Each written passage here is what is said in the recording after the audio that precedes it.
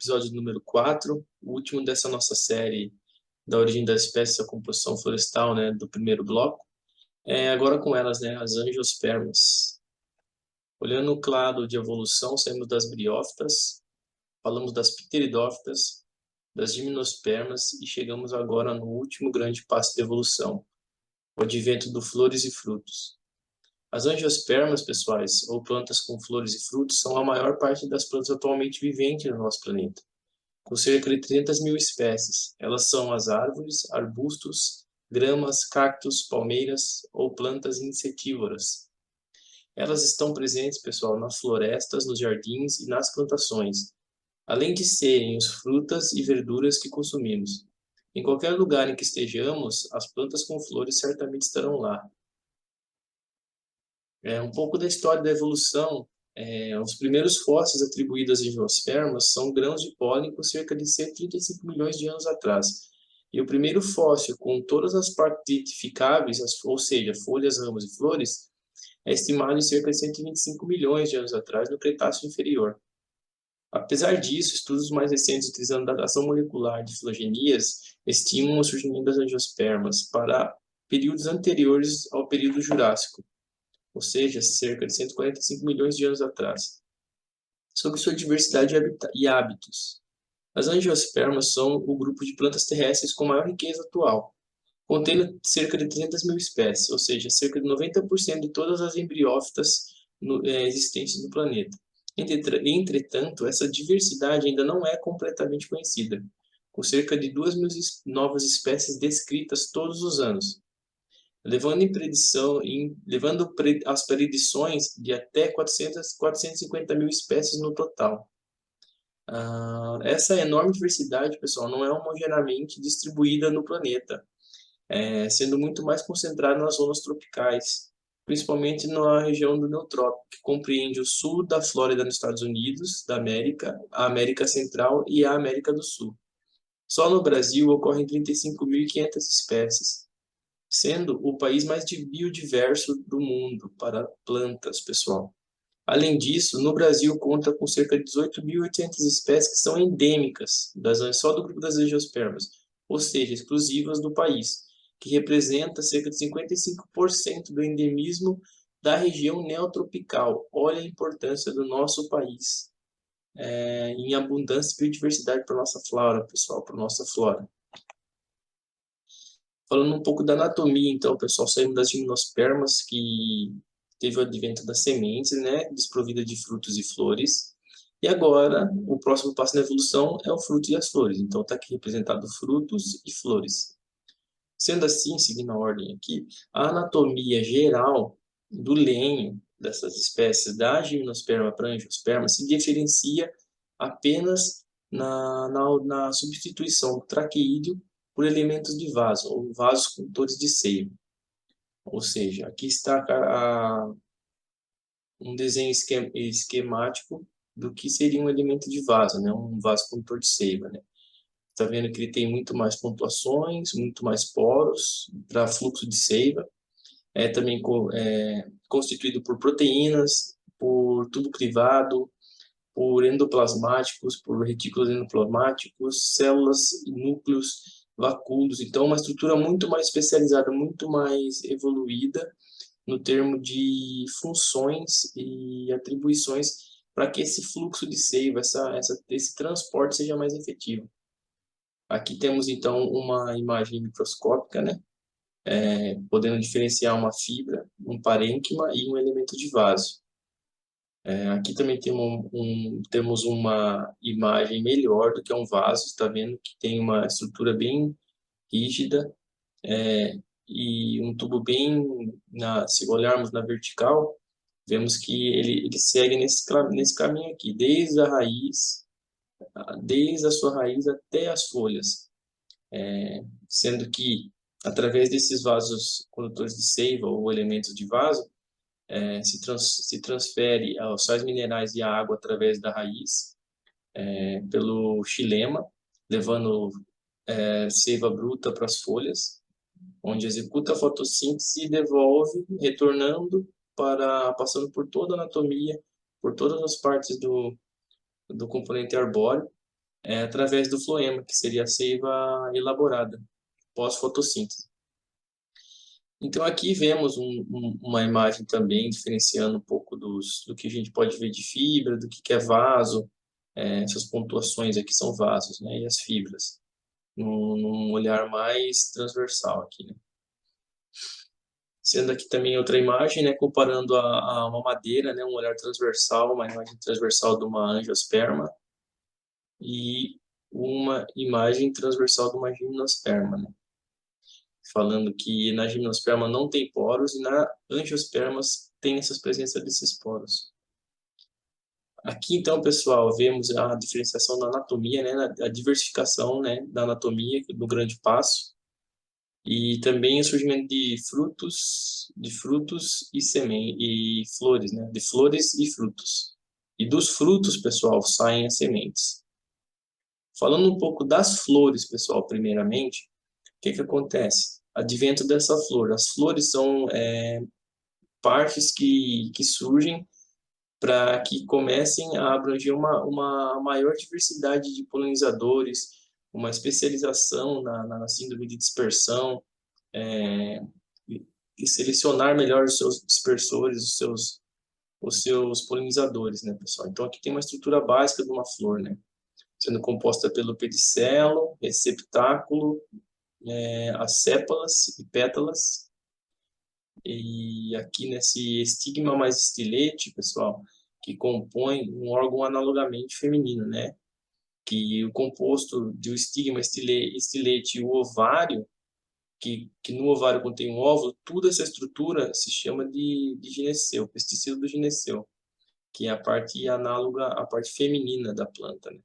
E aqui já o estame, que compõe a antera e o filete, onde vai gerar os esporângios, né? Os esporos, é análogo à estrutura masculina. Então, com esse grande advento, a gente tem um grande salto nessa evolução. Falando um pouco do ciclo agora da reprodução, né? Do ciclo de vida das angiospermas, temos então a parte do pistilo, né? Que seria análogo à parte feminina, onde vai gerar a sua estrutura para receber os esporos, né? Que serão gerados depois pelos estames. Então, segue aqui pelo pistilo essa estrutura de megasporocito, né, que tem o 2N, o diploide, para o megaesporos, que seriam haploides. Vai fazendo essas divisões por meiose, mitose, criando outras estruturas que estarão aptas a receber o que vem dos pólenes, né, através do da estrutura dos estames, que seriam os esporos, né, análogo à parte masculina. Fecunda, então, dá origem à semente, e quando tem um habitat, um substrato, um solo, alguma coisa favorável, a planta vem a se desenvolver. Aqui nessas duas imagens, nas três imagens, trago um pouquinho da diversidade do que é as flores, pessoal. Temos muita inflorescência diferente, tá vendo?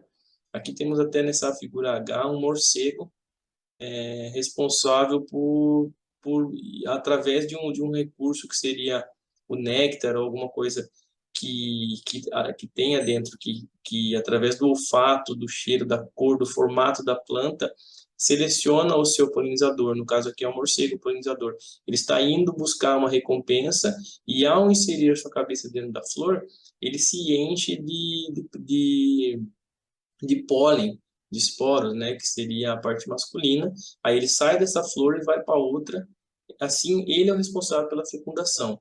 Isso é uma fecundação zoocórica, que é responsável quando tem a interação da fauna e flora. Se fosse simplesmente pelo vento, que também é outro tipo de dispersão, como era nas gimnospermas, seria anemocórica, pessoal. Não teria a presença da fauna. Então, aqui vemos as diversidades de inflorescências, né, das flores, né, que veio junto com esse passo de evolução com as angiospermas. Agora, então, pessoal, vamos falar agora um pouco das sementes também. Então, vamos partir do princípio que temos as flores, aí aqui tem uma estrutura análoga às flores, onde dentro do ovário, depois dessa fecundação, pegando o exemplo do morcego, ele saiu, pegou esporos numa flor, entrou na outra e fecundou a flor. E então, dentro do ovário vai se desenvolver a semente. E exemplificando aqui, a gente tem uma maçã. Então, a maçã, esse corpo que tem um envoltório, ele é denominado de fruto, pessoal, fruto. Ou seja, o fruto é responsável por carregar dentro do fruto a semente. Então, fruto é uma coisa, o que tem dentro do fruto é a semente. No caso da maçã aqui. Então, foi lá na flor, polinizou, germinou, deu-se início à criação da semente. E essa flor vai se transformar nessa maçã posteriormente, perdendo suas sépalas, pétalas, estames, estilete, etc. Virando apenas esse fruto que contém a semente dentro. Então, podemos ver que o fruto é uma coisa, a semente é outra. Dentro, aqui também, no abacate fica bem claro isso. A semente é o que tem dentro do abacate e essa polpa é só um atrativo para a fauna, para que a fauna venha, se alimente e disperse a semente.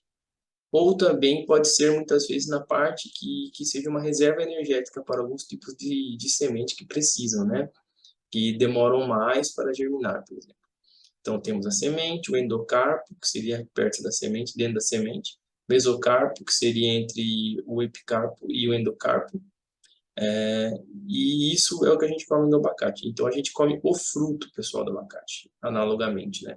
Beleza, então agora falamos do fruto, falamos da flor. Vamos voltar à semente. Dentro da semente das angiospermas, pessoal, pela sua vasta e ampla abrangência nas diversificações, temos as sementes ortodoxas e as recalcitrantes.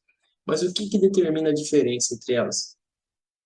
Vamos dizer que seja o teor de água, pessoal. Nesse gráfico aqui, temos aqui, ó, que o teor de água crítico das sementes varia de 5% a 70%. Ou seja, nas ortodoxas, a redução dos teores de água no final da maturação dessas sementes é em torno de 10%. Elas toleram secagem e baixas temperaturas. Ou seja, essas sementes têm por característica dormências, ou seja, ela consegue ficar muito mais tempo sem germinar. Você consegue guardar essas sementes, manter elas estocadas e sem correr risco de que ela comece a germinar ou dê problemas com podridão. Elas são sementes que aguentam mais esse tempo de dormência, esse tempo desfavorável. Até ela encontrar um período ideal para se germinar, ela consegue ficar bastante tempo, ela não apodrece. As intermediárias, o teor de água é um pouquinho mais moderado, né, passando de 20% a 40%, ou seja, ela não tolera tanto, mas também não tolera pouco, né, ela está nesse intermediário. E as recalcitrantes, elas têm elevados teores de água no final da sua maturação, acima de 50%. E elas não toleram a dessecação ou temperaturas baixas. Então, as recalcitrantes, pessoal, são aquelas sementes que necessitam em ser germinadas o quanto antes. Elas não podem ser armazenadas. Não é que não podem, elas são mais difíceis de manter armazenadas. Você não consegue guardar uma semente recalcitrante por muito tempo para depois germinar ela. Ela requer que você já faça essa germinação. Por consequência, ela já vai começar a germinar antes também, né? Então, para deixar bem claro, a gente passou pelas flores, que as flores foram germinadas, polinizadas, deu origem à semente, que a semente vai estar dentro do fruto em algumas espécies, pessoal. Em algumas espécies arbóreas do grupo das angiospermas, tem esse envoltório, esse fruto. Também pode ter sementes sem frutos, como as gimnospermas. Porém, a maioria do que se especializou nas angiospermas possui esse fruto, entendeu? Então, o fruto é essa parte atrativa para a fauna ou para outras síndromes de dispersão. No caso, que são variáveis, né? Existem muitas espécies, estão sendo descobertas, e então eu acho que é o grupo que mais abrange diversidade na nossa atual flora, pessoal. Acho não, tenho certeza, pessoal. E o fruto foi um advento nessa grande salto da evolução. Então, flores, frutos, sementes. Com isso, pessoal, vamos falar um pouco do papel ecológico dessas angiospermas. Então, como visto anteriormente, esse é o grande grupo das plantas que mais possuem espécies existentes, conforme havia dito. E além das formas de dispersão abrangerem a forma zoocórica, que foi feita por animais, e a parte anemocórica, que é feita pelos ventos. E também, como havia dito, os polinizadores, pessoal, são especializados, conforme a cor da flor, a diversidade do fruto, o aroma, ou qualquer outra época de inflorescência, tempo, se é à noite, ou de tarde, ou de manhã. Existe essa diversidade enorme nas angiospermas, pessoal. Tanto é que elas não teve um outro salto na evolução até então.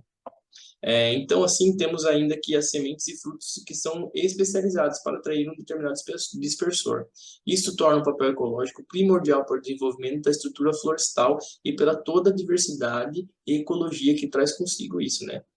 Então, quando olharmos para uma floresta, é importante fazer essa diversificação, pessoal.